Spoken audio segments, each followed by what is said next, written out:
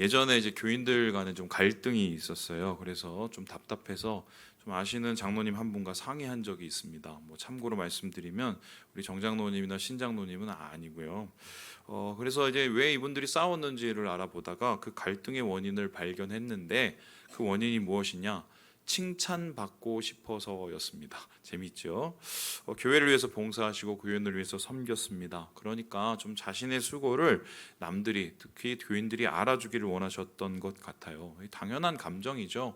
우리 모두가 그런 거 원하지 않습니까? 그런데 문제는 거기서 끝난 것이 아니라 더 과하게 끝났는데요. 무엇이냐? 내가 칭찬을 받는 게 저 사람보다 더 많아야 되기 때문입니다. 저 사람보다 내가 더 인정받고 저 사람보다 내가 더 칭찬받아야 되는데 그러지 못하니까 이제 마음에 이제 뿔이 나신 거죠. 그래서 이분들을 어떻게 할지를 막 고민하고 그러다가 이제 그 장로님과 얘기를 하는데 그 장로님과 대화를 하면서 굉장히 흥미로운 이 반응을 발견했습니다. 그게 뭐냐면 그분이 갑자기 저한테 이러는 거예요. 저도 그래요. 이러는 거예요. 저도 그래요. 그 장로님 그렇게 그랬어요. 이게 무슨 뜻이냐면 자신도 인정받고 칭찬받고 싶다는 거예요.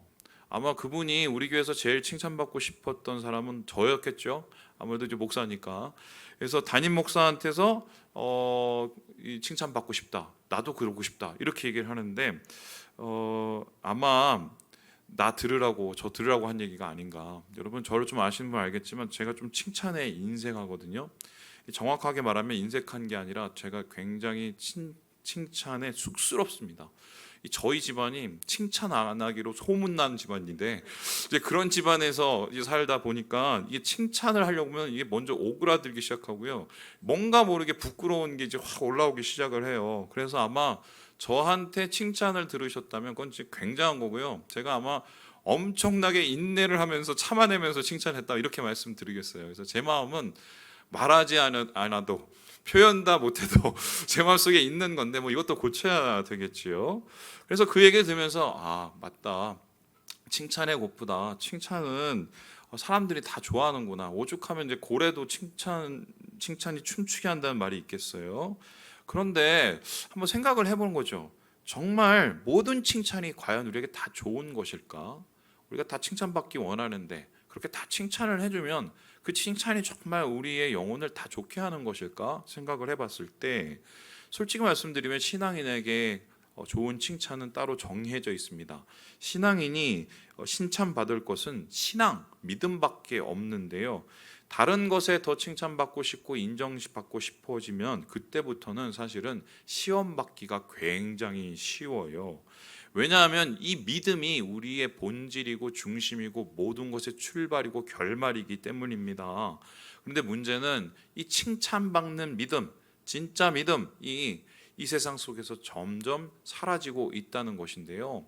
여기에 대해서 예수님께서는 이미 우리에게 이렇게 말씀을 하셨어요. 우리 누가복음 말씀을 같이 한번 읽어보도록 하겠습니다. 시작. 내가 너희에게 이르노니 속히 그 원한을 풀어 주시리라. 그러나 인자가 올 때에 세상에서 믿음을 보겠느냐 하시니라. 세상에서 이 믿음 보겠냐라고 얘기하시는데요. 이 말씀은 이제 불의한 재판관의 비유에 나오는 결말입니다. 이 과부가 너무 막 답답한 게 있는데 그 답답함을 호소할 데가 없는데 하필이면 그 호소할 곳이 어디였냐? 이 재판관이었어요. 근데 그 재판관은 돈 좋아하기고 정말 불의하기로 소문난 사람이었습니다. 그럼에도 불구하고 이 과부가 어쩔 수 없이 그 사람한테 갈 수밖에 없으니까 실오락이라도 붙잡는 심정으로 끝까지 그 사람에게 자기의 신원을 이렇게 계속해서 호소하게 되는 거죠. 여기서 말하는 이 믿음이라는 것은 매우 불합리해 보이는 믿음입니다. 그런데 이 불합리해 보이는 이 믿음조차도 하나님에 대한 합리적인 믿음, 온전한 믿음이 아니라 이 불합리해 보이는 이 믿음조차도 참기 힘든 세대가 바로 오늘 우리가 살고 있는 마지막 세대라는 것입니다.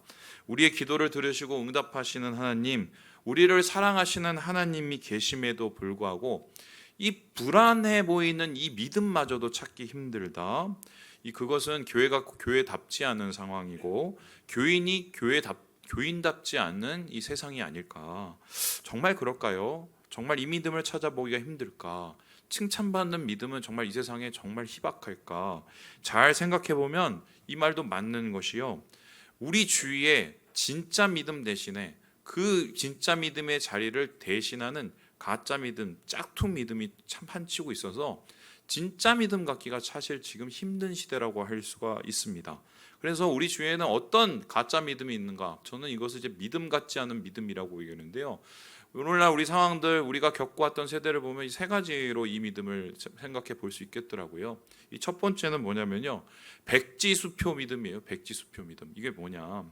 과거에 이제 우리가 이 기도원에 가면은 무슨 믿는 자에게 능치 못함이 없느니라, 이거 엄청 좋아하셨죠. 그러면서 어떻게 합니까? 그 믿는 자에게 능치 못함이 없다라는 말에 괄호치고 내가 원하는 것, 이렇게 얘기했습니다. 그래서 내가 원하는 것을 믿으면은 하나님이 이것을 반드시 이게 들어주셔야 된다.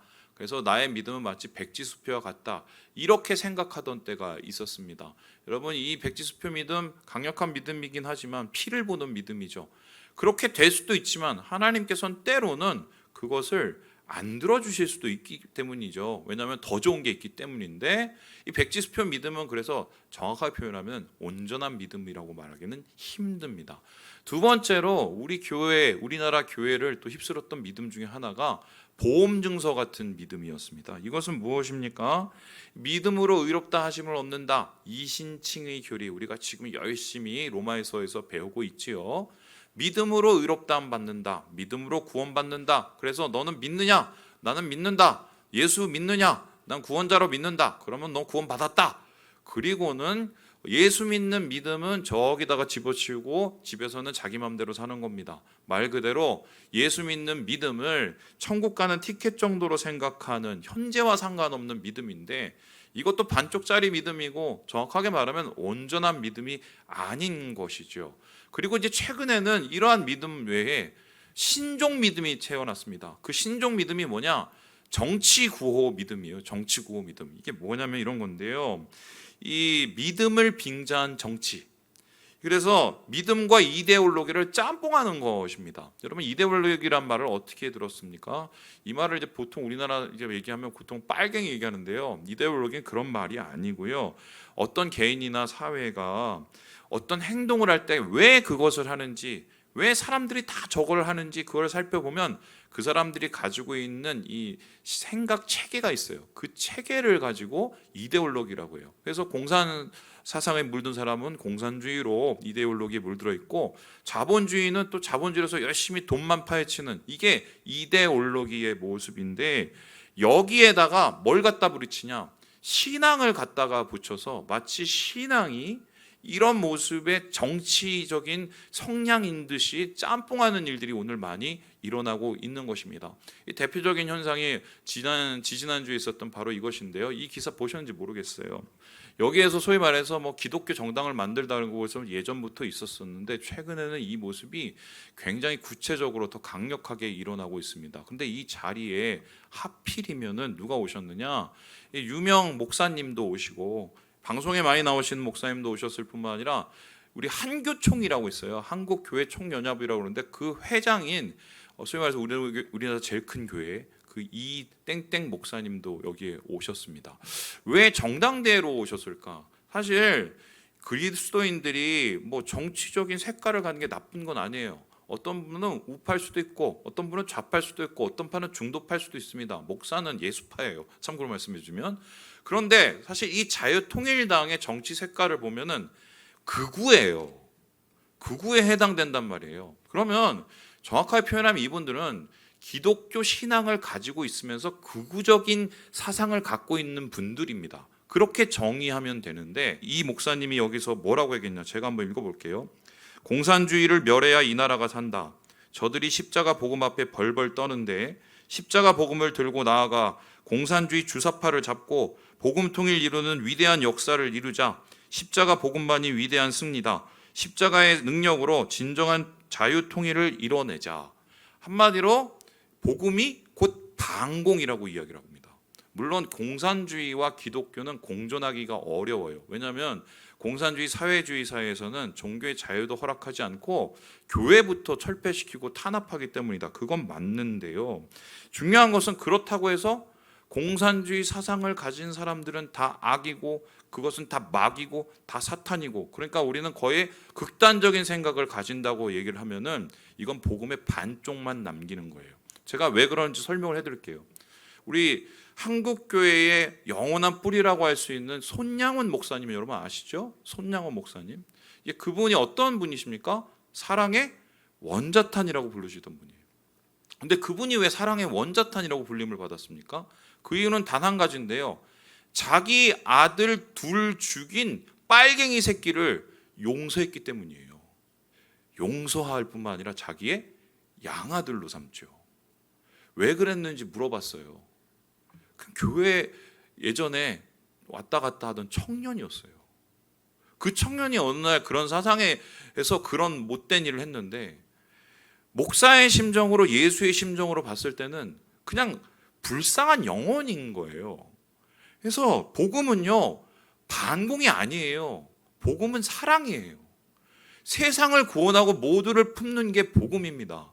그런데 이것을 마치 한쪽의 극단적인 정치 사상하고 연결을 해서 예수 믿는 사람을 그쪽으로 다 몰아붙여서 소위 말해서 정치적 욕구를 만들려고 하는 것. 한 가지 확실한 건 주님의 제자 가운데는 우파도 있었고 좌파도 있었어요. 주님이 다 그들을 품었단 말이에요. 그런데 이렇게 믿음 아닌 믿음처럼 얘기를 하면서 이렇게 생각을 가진 것을 온전한 믿음이라고 얘기한 거, 이거 가짜 믿음입니다. 그래서 이 가짜 믿음이 진짜 믿음을 지금 어렵게 하고 있는데요. 우리는 한마디로 신앙의 혼돈 시대를 살고 있습니다. 분별이 어느 때보다 굉장히 중요한데, 이런 때에 빛나는 교회의 모습이 있다면 어떤 모습일까? 저는 오늘 본문에서 그것을 찾게 되는데, 그것은 다름 아니라 데살로니가 교회였다는 거예요. 우리 함께 8절의 말씀을 같이 한번 읽어보도록 하겠습니다. 시작. 주의 말씀이 너희에게로부터 마게도냐와 아가야에만 들릴 뿐 아니라 하나님을 향하는 너희 믿음의 소문이 각처에 퍼졌으므로 우리는 아무 말도 할 것이 없노라. 이들을 가르쳐서 지금 뭐라고 하냐면은 믿음의 소문, 이들에 대한 소문이 쫙 퍼졌어. 이 소리는 뭐냐면 사람들이 이 데살로니가 교회의 믿음을 다 칭찬하고 있었다는 겁니다. 데살로니가 교회인 딱 하면 이야, 믿음 좋은 사람들, 하나님이 칭찬하는 교회, 칭찬하는 교인이라고 했는데요. 그런데 왜 이들이 이런 칭찬을 받았을까? 이들의 칭찬의 정도가 어느 정도였냐면 이 주변 마을과 또한 이 대륙을 넘어서까지 나타나고, 심지어는 바울이 어떻게 얘기를 했느냐, 너희들은 나의 소망이며 기쁨이며 자랑이며 면류관이라 할 정도로 이들에 대한 극찬을 합니다. 그러면은 왜 이들의 믿음은 극찬을 받을 수밖에 없었을까요? 여기 이 그리스 데살로니가 전경을 보면 다음과 같은데요. 이곳은 이제 20만 정도 되는 도시였는데, 최근에는 이제 그리스에서 200만 정도 되는 도시, 두 번째 도시예요. 근데 여기는 예전에 마게도냐의 수도였고요. 헬라인들도 많이 살고 유대인들도 많이 사는 한마디로 항구 도시, 그리고 문화가 공존하는 도시였습니다. 근데 이 고대 유적을 보면은 이 유적에서 보는 것 같이 여기는 파면은요, 다 보이세요? 다 한마디로 이런 유적이 나오는데요. 아마 이곳에서 이 바울이 복음을 전했을 것이다. 2차 선교 여행 시에 이곳에서 복음을 전했는데, 바울이 선교한 후 한 달도 채 되지 않아서 이곳에 교회가 세워지고 교회가 흥왕해집니다. 그런데 그 교회는 거기서 끝난 것이 아니라 열매를 맺게 되는데요. 그 열매가 다음과 같았어요. 우리 함께 3절의 말씀을 읽어보도록 하겠습니다. 시작. 너희의 믿음의 역사와 사랑의 수고와 우리 주 예수 그리스도에 대한 소망의 인내를 우리 하나님 아버지 앞에서 끊임없이 기억함이니. 지금 이들이 칭찬받는 이유, 소문난 이유는 뭐냐? 첫 번째 뭐라고요? 믿음의 역사 때문이래요. 두 번째는요, 사랑의 수고. 세 번째 뭐라고요? 소망의 인내. 여러분 이거 잘 아시죠? 믿음, 소망, 사랑. 이들에게 있어서 칭찬받는 그 진짜 신앙은 믿음, 소망, 사랑이 있었기 때문입니다. 그런데 이 믿음의 역사, 사랑의 수고, 소망에 있는 어떤 모습일까? 이 다음 그림을 보시면 좀 이해가 되는데요.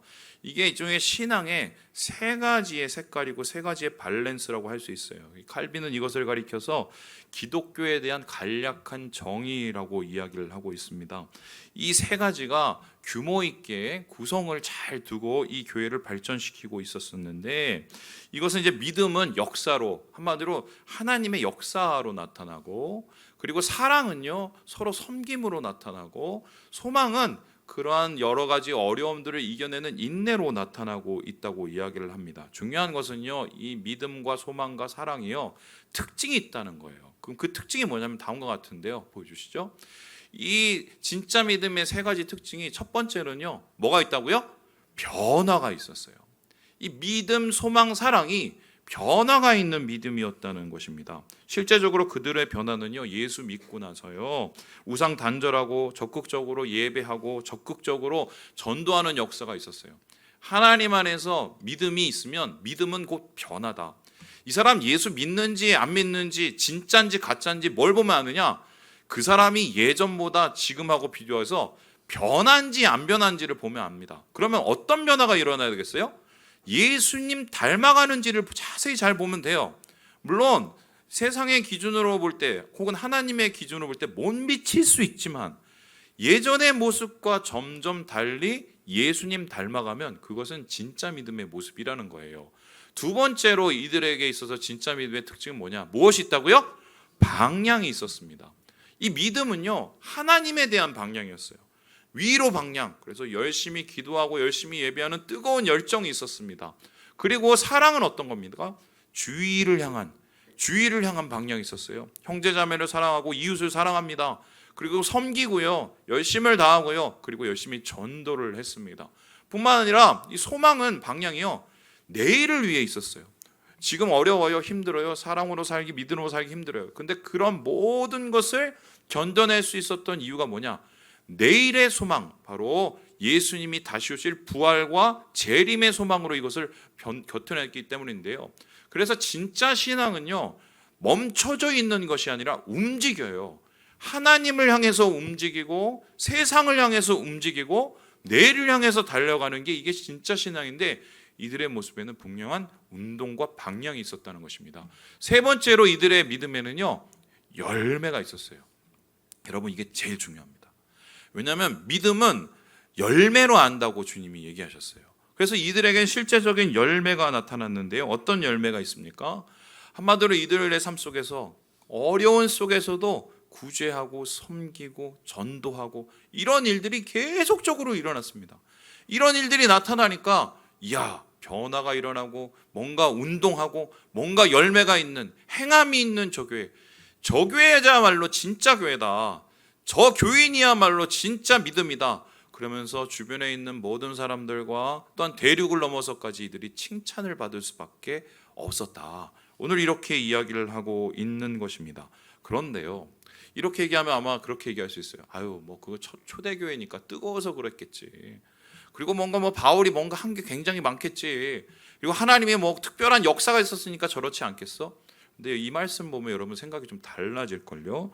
우리 함께 6절의 말씀을 같이 한번 읽어보도록 하겠습니다. 시작. 또 너희는 많은 환난 가운데서 성령의 기쁨으로 말씀을 받아 우리와 주를 본받을 자가 되었느니. 믿음, 소망, 사랑의 이 참된 믿음이 있었는데, 이 믿음이 막 축복이 넘치고 막 성령의 역사가 넘치고 그런 가운데 일어난 게 아니라는 거예요. 어떤 가운데서요? 환난이 있었대요. 그럼 그들은 어떤 환난 속에서 이 참된 믿음을 갖고 냈을까? 이들이 닥쳐진 환난은 이제 다음과 같은데요. 이 처음으로요, 교회의 역사가 매우 짧았다는 거예요. 이들의 교회 역사는요 단 2개월도 안 됩니다. 여러분, 이게 말이 돼요? 2개월도 안 된 교회, 2개월도 안 된 교인이 뭘 할 수 있겠습니까? 그런데 이들 가운데 폭발적인 이런 복음의 역사가 나타나는 모습, 다른 사람에게 이런 모습이 다 소문이 날 정도로 이 짧은 교회의 역사에도 불구하고 이들 가운데 이런 진짜 믿음의 모습이 있었다고 얘기를 합니다. 두 번째는요, 바울의 선교 기간이 매우 짧았다는 거예요. 바울이 뭔가를 열심히 하고 돌아간 게 아니라요. 정확하게 따지면요. 여기서 단 3주밖에 없었어요. 단 3주 전도하고 갔는데 이런 역사가 있었어요. 그러니까 어떻습니까? 사실 배운 것도 적고 그들이 뭔가 받은 것도 적어요. 그럼에도 불구하고 그들 가운데서 하나님을 향한 적극적인 참된 믿음이 지금 나타나고 있다고 이야기를 하거든요. 근데 이러한 짧은 교회 역사와 짧은 선교의 시간과는 달리 그들이 신앙을 하면서 얻게 되는 외부의 핍박이 엄청나게 심했는데요. 어떤 일들이 있었냐? 그 유대인 회당이 있었는데 유대인 회당 사람들이 예수 믿는 사람들을 쫓아다니면서 계속 괴롭히고 고발하고요. 가족한테는 왕따를 당하고요. 그 당시에 또 여기가 무슨 황제 숭배 사상이 굉장히 심했는데 예수 믿는 사람은 황제 숭배 안 하고 황제를 미워하고 싫어한다는 이 괴소문을 퍼뜨려서 소위 말해서 이들이 경제적으로 굉장히 큰 핍박을 받게 돼요. 그러니까요. 교회 역사도 짧아, 선교 기간도 짧아. 그런데 되게 핍박을 받아. 이걸 한마디로 표현하면 뭐냐면 예수 믿은 지 얼마 안 되는 초신자인데 집에서 엄청 구박받고 교회를 나오시는 분이에요. 근데 그런 사람한테 지금 바울이 뭐라고 얘기했습니까? 야, 네 믿음은 진짜야 라고 얘기합니다. 제가 그래서 이거를 보면서 느낀 게 뭐냐? 믿음은 경력이 아니라 능력입니다. 할렐루야. 믿음은 얼마나 믿느냐가 중요한 게 아니에요. 어떻게 믿느냐가 중요한 겁니다. 저는 우리 교회에 이제 새로 오신 성도님 중에 가끔가다 제가 굉장히 도전받고 부끄러울 때가 있어요. 뭐 어떠신 분은 오신 지 얼마 안 되고 어떻게 보면 되게 믿음이 막 시작한 것 같은데 막 의외의 장소에서 의외로 뭔가를 섬기고 있는, 그것도 남이 볼까봐 자신의 손을 숨기면서 섬기는 그런 분들이 있어요. 이때니까요. 근데 저 같으면 이거 하나 하고 막 선전하고 막 칭찬받고 싶은데 그런 분들이 있어요. 그뿐이 아니에요. 하나님 안에서 자기의 믿음이 작다고 얘기하면서 기도의 자리를 떠나지 않고 자식을 위해서 혹은 교회를 위해서 또 남편 위해서 기도하시는 분들이 있다니까요. 여러분, 제가 그런 분들 볼 때 어떤 감정이 오는지 알아요? 부끄러워요. 지금 어떻게 보면은 이 데살로니가 교회는 그 주위에 있는 여러 교회 중에 전통도 있고 역사도 있고 뭔가 신학의 경력도 있는 그런 교회를 부끄럽게 만드는 초신자 교회였어요. 이런 초신자 교회가 세상 속에서 소문이 나서 그리스도의 소망과 희망이 되고 있다는 겁니다. 그런데요, 중요한 것은요, 이게 정말 가능할까였어요. 그래서 이 학자들은요, 이건 말도 안 된다고 생각하신 분들이 있어요. 그래서 그들이 뭐라고 하냐면 이 사람들 힘드니까 립 서비스 해준 거라고 얘기하시는 분들이 있습니다. 그러니까 잘 믿어, 내가 못 가니까 잘 믿어 이러면서 립 서비스를 해주려고 과도하게 바울이 그들을 향해서 칭찬했다고 얘기를 하고 있어요. 그런데 그것은 아닌 게 데살로니가 전서와 후서를 보면 확실히 그들 가운데 있었던 믿음의 조짐들이 굉장히 많이 등장하거든요. 그래서 저는 오늘 마지막으로요, 이런 얘기하고 싶은데 어떻게 이 짧은 시간에 이런 믿음이 가능했을까? 어떻게 그 거센 핍박 가운데서 이런 믿음이 가능했을까? 만약에 이들이 그 진짜 믿음이 가능했던 그 이유를 찾는다면 오늘 우리에게도 그런 일이 있지 않을까? 목사님, 제가 이래서 못 믿고 저래서 교회 못 오고 내가 이런저런 이유로 이걸 못하고, 이런 얘기를 우리는 이 사람들 앞에서는 하지 못하지 않을까? 전 그런 생각이 들거든요. 그래서 오늘 말씀 속에서 이걸 찾아봤더니 세 가지로 이게 정리가 되더라고요. 우리 같이 한번 읽어보도록 하겠습니다. 시작. 예수 안에 있기 때문이다.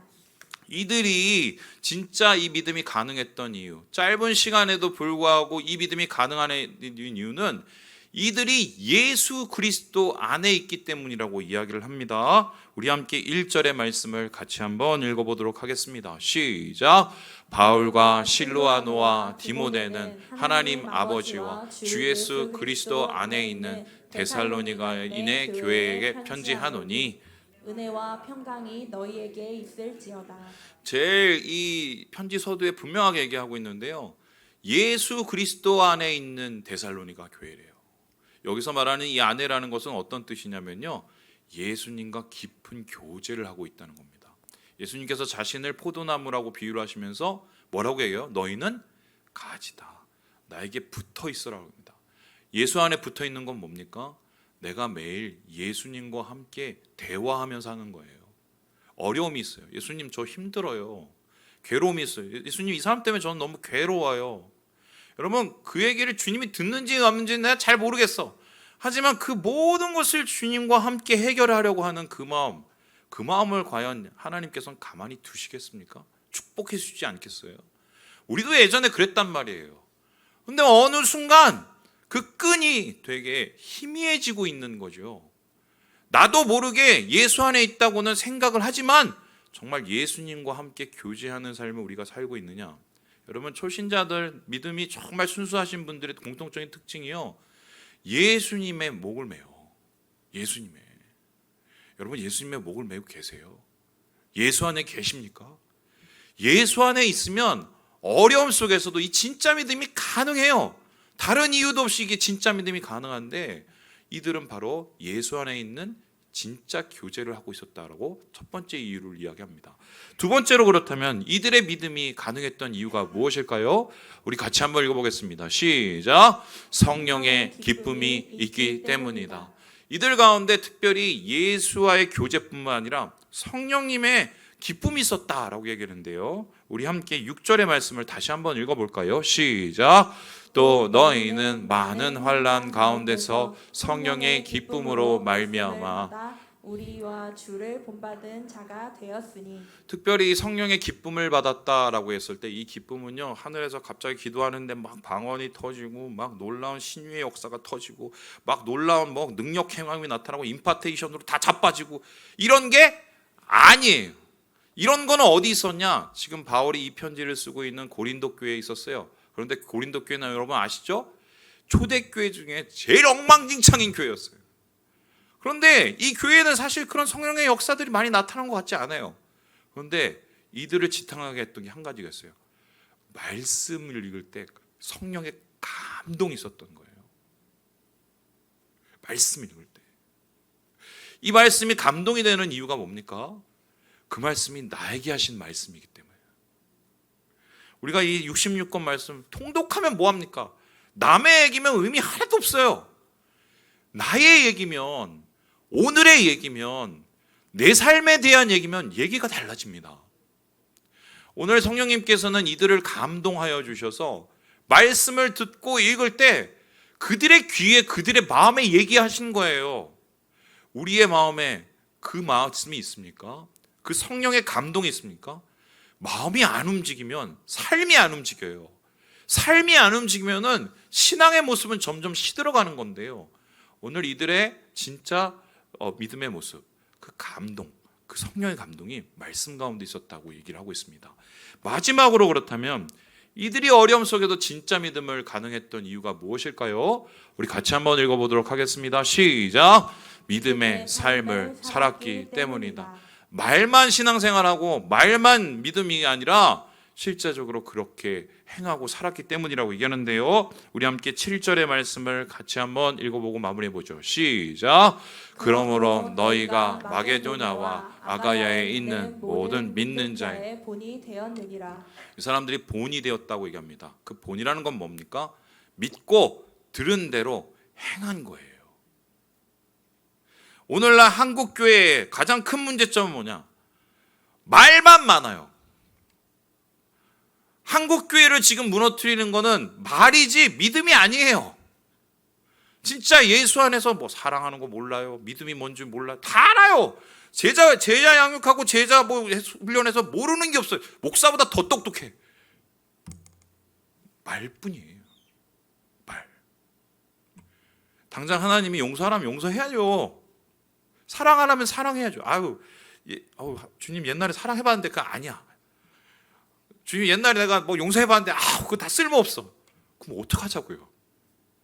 그러면 예수님의 말씀을 우리가 변경해야 됩니까? 주님은 오늘 우리에게도 얘기하는데 내가 십자가 졌는데 너도 져.